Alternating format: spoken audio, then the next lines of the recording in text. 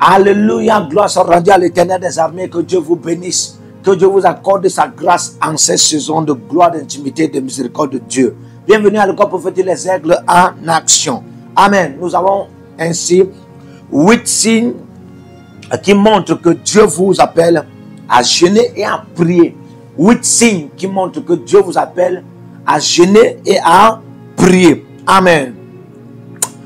Premier signe, le désir de l'accomplissement d'un grand but divin commence à brûler en vous.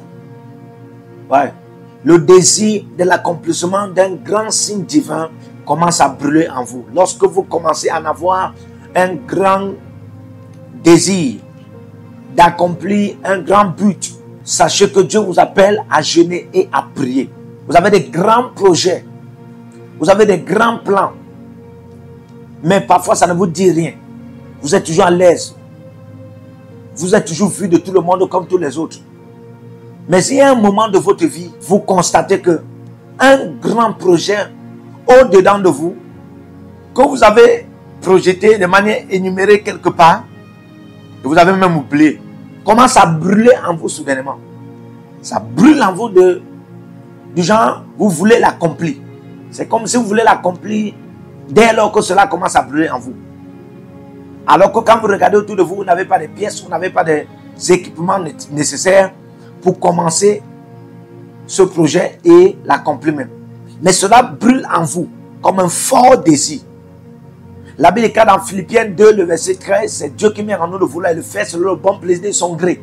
Ça veut dire que là, vous devez comprendre que Dieu est en train d'établir en vous le jeûne et la prière. Dieu veut que vous jeûnez et vous priez. Alléluia. Deuxième signe. Une foi si grande commence à se développer en toi pour s'approcher de Dieu.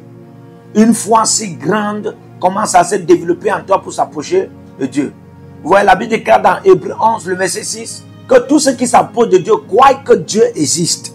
Pour croire que Dieu existe, ce n'est pas la foi pour en avoir la voiture. La foi pour croire à l'existence de Dieu est différente de la foi pour croire à une voiture.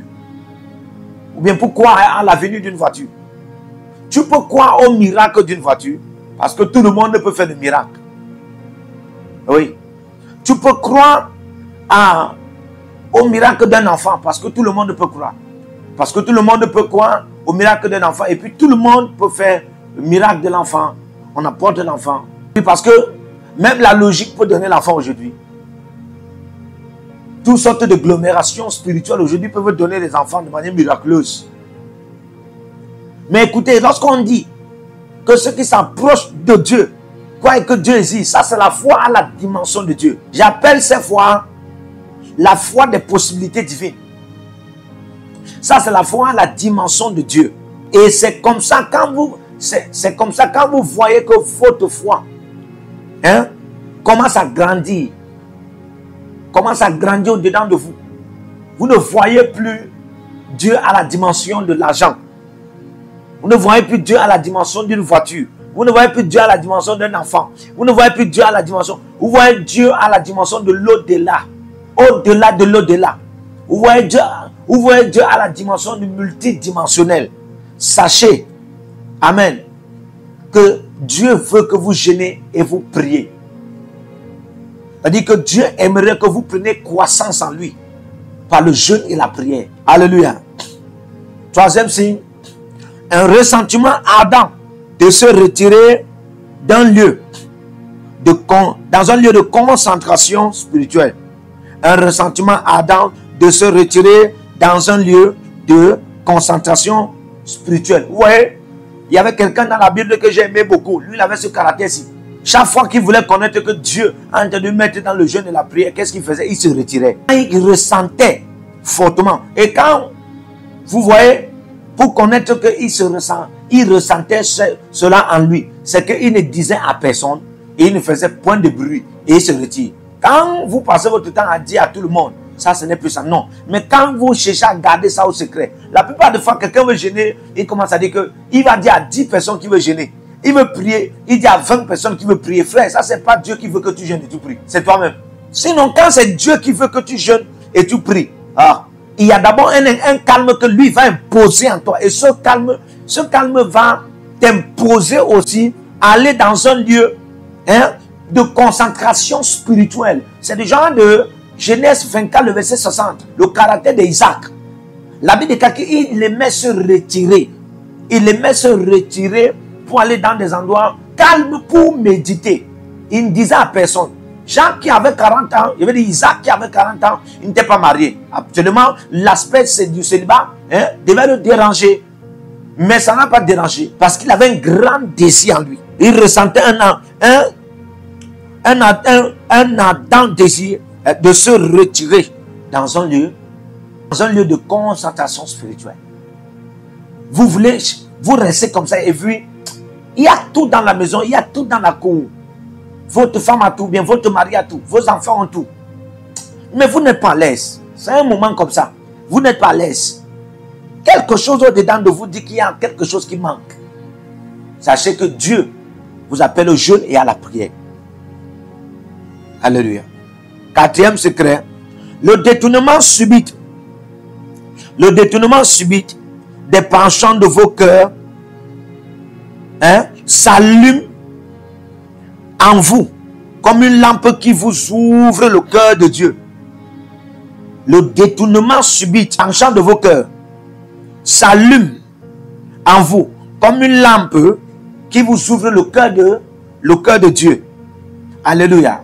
Ouais, Dieu parle dans Deutéronome 8, le verset 2. Il dit que souviens-toi de l'Éternel, ton Dieu, qui t'a fait marcher dans tout ce désert affreux, qui t'a humilié, pour voir les penchants de ton cœur. Pour voir les penchants de ton cœur. Quand ton cœur commence à se détourner de tes penchants. Alléluia. Pour se connecter au cœur de Dieu.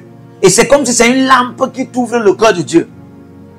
Tu veux connaître Dieu. Ça arrive parfois à beaucoup de personnes qui commencent à chercher la connaissance de Dieu. La Bible déclare dans Daniel 11, le verset 32, ceux qui connaîtront le Dieu seront forts et feront des exploits. Donc dans Osée 4, le verset 6, la Bible dit que mon peuple périt faute de connaissance.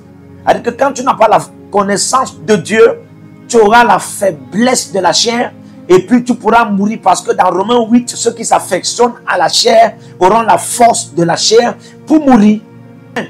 Donc pour ceux qui commencent à développer un ardent désir de connaître Dieu, sache que en ce moment, ton cœur veut se connecter à Dieu.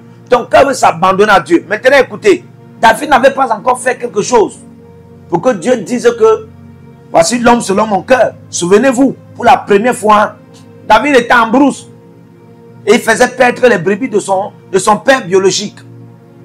Et Dieu parlant au prophète Samuel, dans 1 Samuel 16, j'ai trouvé un homme en qui mon cœur prend plaisir. Qu'est-ce qu'il t'a fait? Qu'est-ce qu'il t'a donné? Qu'est-ce qu'il a fait de meilleur qui a touché à ton cœur? Ce que vous ne comprenez pas, c'est que il y avait déjà un ardent désir.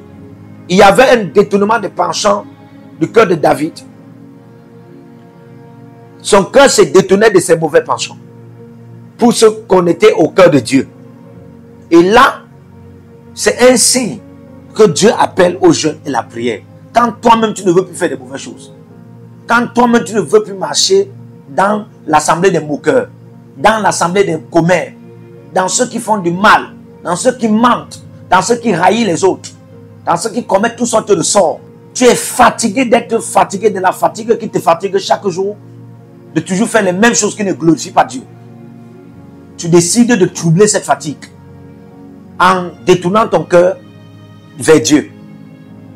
Sache que quand tu commences à avoir tout ce caractère au-dedans de toi, c'est un signe que Dieu t'appelle au jeûne et la prière. Cinquième signe, le respect des modalités divines pour la consécration vous devient très accepté de manière spontanée. Il y a eu des fois dans votre vie, lorsqu'on parle de la consécration, on parle d'abord ici de la mise à part entière. La mise à part entière pour Dieu. Se sanctifier pour Dieu. Dans Apocalypse 22, le verset 11, la Bible dit que celui qui se sanctifie encore. Ephésiens 1, le verset 4, la Bible dit, Dieu nous a sanctifiés avant la fondation du monde en lui. à être irrépréhensible et saint devant lui. Quand on parle de sanctifier là, le mot sanctifier là, c'est le mot mis à part entière. Dieu nous a mis à part en Christ pour être irrépréhensible. Ça veut dire que c'est le caractère que nous devons en avoir. La Bible déclare, soyez saints comme votre Père céleste est saint. Donc Dieu est mis à part. Pour lui-même, Dieu et même pour nous. Nous devons nous mettre aussi à part pour Dieu et même pour nous. Alléluia. Un homme sanctifié, un homme mis à part pour Dieu, peut beaucoup bénéficier pour lui-même et pour ses contemporains, pour sa génération et sa famille. Alléluia. Donc quand vous commencez à respecter, il y a eu des fois, beaucoup de gens, ça peut les arriver comme ça. Ils n'avaient pas de respect envers les modalités divines de la consécration. Les respects, ils n'en avaient pas même un peu. Mais à un certain moment de sa vie, il commence à accepter tous les critères qu'on donne pour se consacrer à Dieu, pour se mettre à part pour Dieu. Il commence à respecter, il commence à accepter tous ces secrets-là. Si on dit que Père l'a dit, il dit qu'il est d'accord. On dit fais ceci, il est d'accord. Tout ce qu'on dit, tout ce que la parole de Dieu dit, il est d'accord. Certains même on ne les prêche pas trop, mais ils deviennent d'accord. Frère, quand tu commences à en avoir de tels en toi, sache que Dieu t'appelle au jeûne et la prière. Sixième, les situations et les circonstances de la vie commencent à vous isoler pour un moment précis de votre épouse, de votre époux. Amen. De vos repas délicats, des réunions familiales, amicales et même un système professionnel et de tout ce que vous aimiez plus que tout. Alléluia. Quand vous voyez un temps, tout ce que vous en avez, le mari ne te plaît plus trop. La femme, tout ce que vous en avez, des réunions, des belles choses que vous en avez. Vous voulez mettre ça pour un temps à côté. Vous ressentez que vous voulez rester seul. Et ce n'est pas le mal, ce n'est pas le diable qui est tenté de vous isoler. C'est Dieu qui vous appelle à un jeûne et à la prière. Le jeûne à la prière que Dieu agrée, c'est le jeûne qui l'appelle à sa présence. Que Dieu vous bénisse au nom de Jésus-Christ. Amen. Que le Seigneur vous bénisse. Partout où vous êtes connectés au prophète Jérémie Naou, à la source de feu de Jéhovah Tabira. Donc si vous vous connectez par vos semences, vous allez puiser du feu, le feu dévorant. Donc connectez-vous maintenant partout où vous êtes. Au Togo, voici, nous avons le flux de Togo. Connectez-vous maintenant. Du Togo, connectez-vous et puisez le feu dans vos batailles. Vous êtes en Côte d'Ivoire, connectez-vous maintenant par MTN et libérez votre semence par Wave sur Flows ou comme sur MTN et puisez le feu dévorant du Saint-Esprit dans vos batailles. Au Gabon, maintenant prenez les contacts et libérez votre semence. Libérez votre semence maintenant. Connectez-vous et que toutes ces prières, toutes ces déclarations, tous ces enseignements deviennent maintenant votre héritage et siègent dans votre sang. Siègent dans votre sang et deviennent l'héritage de vos enfants. Partout où vous êtes. Vous pouvez aussi libérer votre semence par Réa ou par MoneyGram. Et vous mettez le nom du prophète Jérémie Naoum qui est là, sur la fiche, et vous mettez le pays, le Togo, et vous mettez mon contact, et vous verrez la gloire de Dieu. Et le Seigneur ne manquera pas de vous bénir. Et vous pouvez aussi vous inscrire à l'école prophétique Les Aigles en Action, à l'Institut biblique L'Aigle de la Révélation. Vous êtes un jeune pasteur, inscrivez-vous maintenant. Et vous voulez une section de délivrance personnelle, inscrivez-vous maintenant. Vous voulez une consultation prophétique personnelle ou VIP, inscrivez-vous maintenant. Vous avez quelqu'un qui a été malade et vous voulez que je prenne soin de la personne et que je prie pour la personne. Vous avez quelqu'un qui a une maladie qu'on ne comprend pas, inscrivez-vous maintenant et vous verrez la gloire de Dieu. Tous ces enseignements, ces prières sont à vous, c'est votre héritage. Utilisez-les, priez avec, partagez et vous verrez la gloire de notre Seigneur Jésus-Christ de Nazareth. Et n'oubliez jamais, avant de partir, libérez vos semences et écrivez, l'Éternel a parlé, l'Éternel a agi. Shalom.